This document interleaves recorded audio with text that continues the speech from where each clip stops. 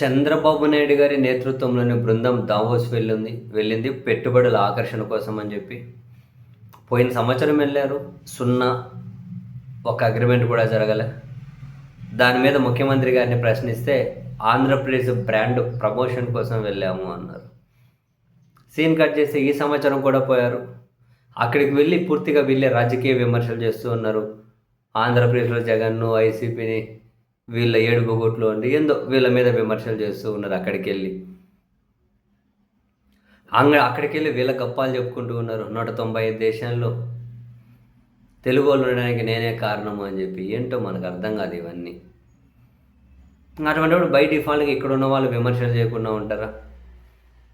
చివరికి KA Paul గారు నిన్ననే ఢిల్లీలో మీడియా సమావేశం పెట్టి అసలు వీళ్ళు పెట్టుబడుల కోసం అది ఏం కాదు దావోస్కు పోయేది, ఏం పెట్టుబడులు ఉంటాయి అక్కడ, ఎవరు అవి తర్వాత కానీ ఆ పెట్టుబడిదారులు ఎవరు ఉంటే వాళ్ళతో చర్చించుకోవచ్చు, ఎక్కడ పెట్టుబడి పెట్టాలనేది వాళ్ళకు ఒక అంచనా ఉంటుంది, తర్వాత ప్రభుత్వంతో చర్చలు జరుపుతారు. అసలు దావోస్కి వెళ్ళేది వీటన్నిటి కోసం కాదు, వీళ్ళ ఇంటర్నల్ కార్యకలాపాలు చక్కదిద్దుకోవడం కోసం, వీళ్ళ దగ్గర ఉన్న బ్లాక్ మనీని ఏ విధంగా వైట్ చేసుకోవాలి, ఏ విధంగా దాన్ని విదేశాల్లో పెట్టుబడులుగా పెట్టాలి, దీనికోసం చర్చించేకి వెళ్తారు అక్కడికి అని కేఏ పాల్ గారు అంటూ ఉన్నారు.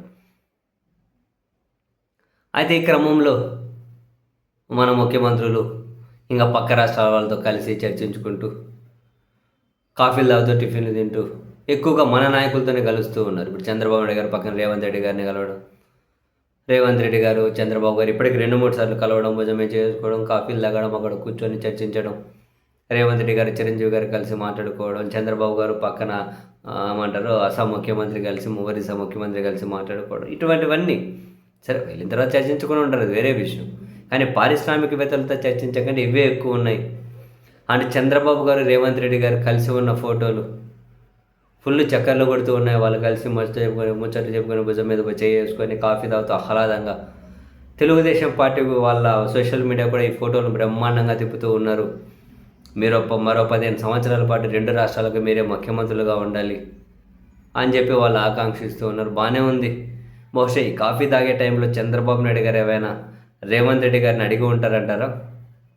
ఏంది రేవంత్, నా వల్లే రాయలసీమ లిఫ్ట్ ఇరిగేషన్ ఆగిపోయిందని చెప్పావు అని చెప్పి ఆ ప్రస్తావన ఏమైనా వచ్చి ఉంటుందా?